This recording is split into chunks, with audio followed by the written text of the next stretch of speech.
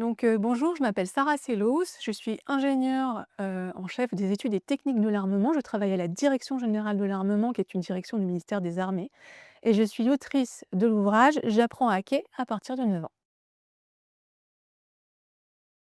Alors l'objectif de cet ouvrage, c'est de sensibiliser, d'acculturer les enfants à la cybersécurité par le biais du hacking éthique. Pourquoi? Parce que les enfants, ils sont confrontés à internet de plus en plus tôt et de plus en plus jeunes et à côté de ça, en fait, ils ne savent pas du tout comment fonctionne le cyberespace ou comment fonctionne une cyberattaque. Donc l'idée, c'est de leur inculquer des notions pratiques, des notions techniques pour qu'ils soient armés vis-à-vis, de tout cet environnement numérique qu'ils subissent et qu'ils manipulent de manière un petit peu, innocente. Aujourd'hui, ils vont être confrontés exactement au même danger que les adultes quand, par exemple, ils ont leur téléphone portable.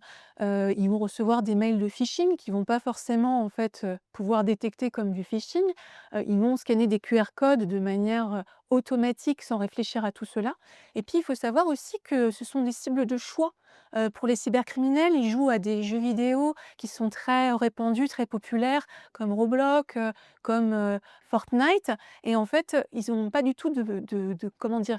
D'attitude prudente vis-à-vis, de tout ce qu'ils reçoivent via, ces jeux vidéo. Ils ne savent pas qu'ils sont ciblés. Ils ne sont pas du tout, vigilants parce qu'on ne les a pas formés, à toutes ces cybermenaces. Voilà un peu le type de cyberattaque auquel ils peuvent directement être confrontés. Alors c'est un livre interactif, qui est basé sur une plateforme de jeu qui s'appelle Challenge Kids, qui est associée au livre et en fait, leur objectif, c'est de résoudre des challenges de hacking et pour le faire, ils sont guidés par des fiches pédagogiques qui sont dans le livre. Le jeu par lequel on commence systématiquement, c'est les mots de passe faibles.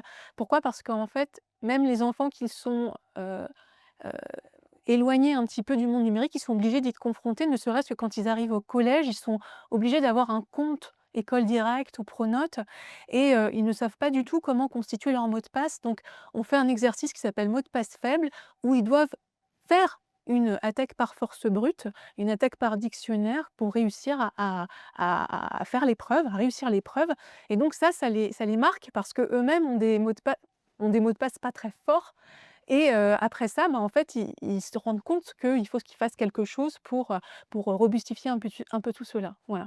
Ça, c'est un des challenges les plus emblématiques, qui est un challenge, initiatique et qui leur donne envie ensuite de faire autre chose. C'est à partir de 9 ans jusqu'à 99 ans, pour comprendre le fonctionnement du cyberespace dans toute sa complexité. On a des challenges d'acculturation, on a des challenges extrêmement techniques. On va expliquer comment fonctionne l'hexadécimal, les encodages, et puis on a des challenges un petit peu de culture, hein, qui sont plus des challenges de sensibilisation sur les pratiques du numérique.